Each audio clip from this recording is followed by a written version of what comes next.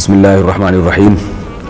اس رات کے حوالے سے بہت ساری چیزیں ہمارے معاشرے میں مشہور ہیں جن پر عمل بھی کیا جاتا ہے۔ میرا خیال ہے عبادت کے علاوہ سب کچھ ہی ہوتا ہے اس رات میں۔ قبرستان جاتے ہیں لوگ، نہاتے دھوتے ہیں، اچھے میں نے خود دیکھا ہے اچھے پڑھے لکھے لوگوں کو۔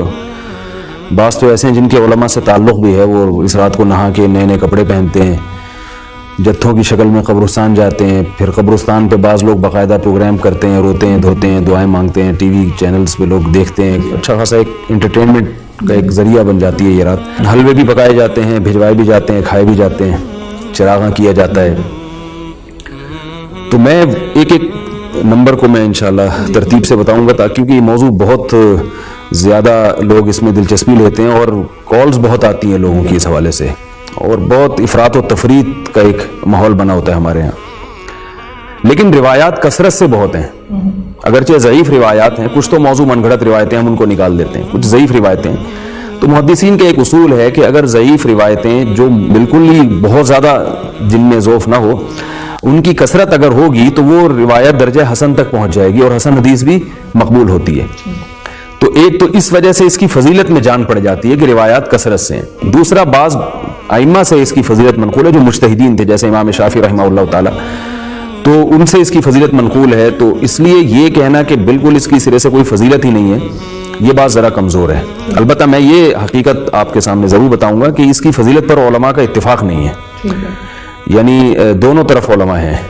اگرچہ جمہور اس کی فضیلت کے قائل ہیں، لیکن بعض ایسے علماء بھی ہیں جن کا اس امت میں بڑا مقام تھا، انہوں نے اس کی فضیلت کا بالکل ہی انکار کیا ہے۔ مگر بہرحال جمہور کا مذہب اس میں دلائل کے لحاظ سے قوی ہے، کیونکہ روایات کی کثرت درجہ حسن تک پہنچا دیتی ہے، اور یہ محدثین کا ایک اصول ہے، اور اس کا بلا وجہ انکار کرنا یہ درست نہیں ہے۔ لیکن ایک اہم بات یہ کہ یہ بھی یاد رکھیں کہ دو طرح کی روایات ہیں، جن میں ایک میں تو اس روایت کی فضیلت وارد ہوئی ہے، اور ایک میں عبادت کی فضیلت وارد ہوئی ہے۔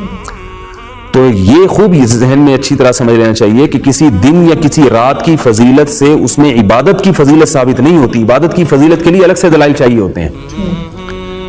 جمعے کی رات کی فضیلت ہے کیونکہ جمعے کا دن مقدس ہے، لیکن اس میں عبادت کی فضیلت نہیں ہے۔ آپ صلی اللہ علیہ وسلم نے فرمایا لا تختصوا لیلۃ الجمعۃ بصلاۃ ولا یوم الجمعۃ بصیام۔ جمعے کی رات کو نماز کے ساتھ خاص مت کرو، یعنی کوئی اضافی فضیلت نہیں ہے جمعے کی رات میں، حالانکہ جمعے کی رات فضیلت والی رات ہے، کیونکہ جمعے کا دن، رات تو دن کے تابع ہوتی ہے نا، جب جمعے کا دن بڑا ہے تو رات کیوں بڑی نہیں ہوگی؟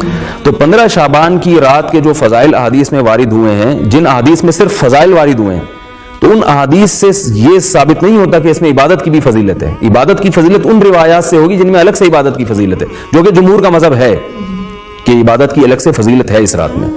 وہ روایتیں کیا ہیں؟ چونکہ میں بھی زیادہ ڈیٹیل میں نہیں جاتا، تو میں تھوڑی خلاصہ بیان کر رہا ہوں اس رات کی اہمیت کے بارے میں۔ اچھا، یعنی رات کی فضیلت کا جیسے آپ نے تھوڑا سا واضح بھی کیا، اس کو میں چاہوں گا تھوڑا سا آپ واضح کر دیں۔ کیا اس رات کے بارے میں پھر کوئی علماء جمہور آپ کہتے ہیں کہ جمہور اس رات کی فضیلت کے قائل ہے، جی، تو اس رات کے اندر کوئی خاص عبادت کے بھی قائل ہے کہ یہ نہیں؟ نہ، یہ بہت اچھا سوال ہے آپ کا۔ دیکھیں، عبادت کی فضیلت کا مطلب یہ ہے کہ نبی صلی اللہ علیہ وسلم نے جو نوافل جب بھی پڑھے ہیں، تو آپ صلی اللہ علیہ وسلم نے سوائے تراویح کے اجتماعی سطح پہ نوافل نہیں پڑھے۔ صرف ایک رمضان کی تراویح ایسی نماز ہے جس میں آپ صلی اللہ علیہ وسلم نے ایک بڑا اجتماع کیا، اور وہ بھی 3 دن کیا تاکہ امت پہ واجب نہ ہو جائے۔ پھر خلفائے راشدین نے اس کو باقاعدہ تواتر کے ساتھ جاری کیا اس کو۔ اس کے علاوہ جو نوافل ہے نا، چاہے وہ لیلۃ القدر ہو، چاہے وہ 15 شعبان کی رات ہو، یا ویسے آپ تہجد پڑھتے ہیں، اس میں اجتماعیت نہیں ہے، انفرادی ہے وہ۔ مسجدوں میں جتھے بنا کے جانا، اعلان کرنا آ جائیں مسجدوں میں آپ لوگ نماز پڑھیں، یہ والی نماز ہوگی یا اس طریقے سے ہوگی، یہ سب اعمال بدعت ہیں، اسلاف میں اس کا کوئی ثبوت نہیں ملتا۔ تو نہ تو ایک تو یہ کہ اجتماعی سطح پہ عبادت نہیں ہے، نمبر 2 مخصوص قسم کی کوئی عبادت نہیں ہے۔ اور اس رات کو عام طور پر لوگوں کا یہ خیال ہوتا ہے کہ اگر ایک آدمی اکیلا ہے گھر میں ہے تو وہ اس طرح عبادت نہیں کر سکے گا، وہ اس طرح کرتے ہیں کہ یا کوئی محفل قرات رکھ لیتے ہیں، یا محفل نعت کا وہ پروگرام رکھ لیتے ہیں، یا علماء کا واعظ والا بیان رکھ لیتے ہیں۔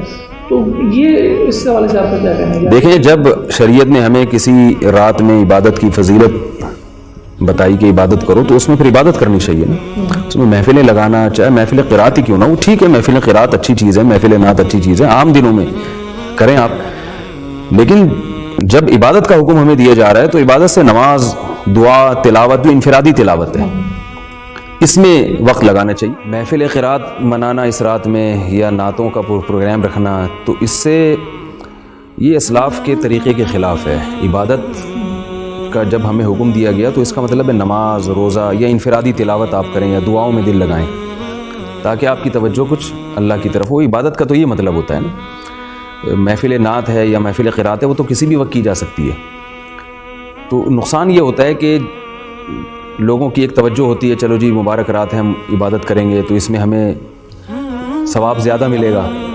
تو اگر آپ وہ لوگوں کو ہٹا کے اس میں، جیسے بعض مسجدوں میں تو پوری رات بیانات چلتے ہیں، بھئی بیان تو بذات خود مقصود نہیں ہے نا، بیان کا تو مقصد ہے کہ لوگوں کو دین کی طرف لانا، تو وہ آدھے گھنٹے کا ہو، 1 گھنٹے کا ہو۔ اب اس کے بعد بھی جو شریعت نے ہمیں کہا ہے عبادت کرو تو عبادت کریں نا۔ پھر اس اب آپ عبادت ہی پہ پوری رات بیان شروع کر دیں تو مطلب کہ وہ تو جو جیسے لیلۃ القدر کی رات ہے اس میں 1 رات کی عبادت 80 سال کی عبادت سے افضل ہے، تو عبادت افضل ہے۔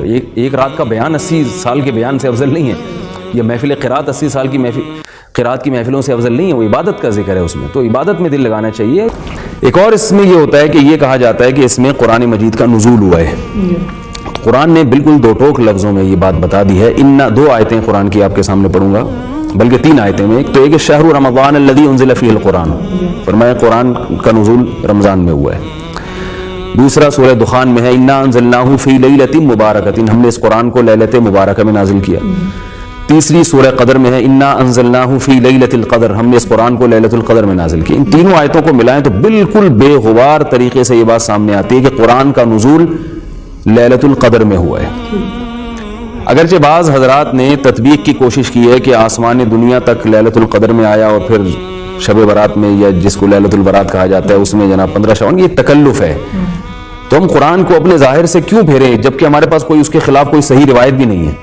15 شعبان میں جو قرآن کے نازل ہونے کے دلائل ہیں وہ بہت کمزور ہیں، یہ ایک صحیح حدیث بھی نہیں ہے جس میں آتا ہو کہ 15 شعبان میں قرآن کا نزول ہوا ہے۔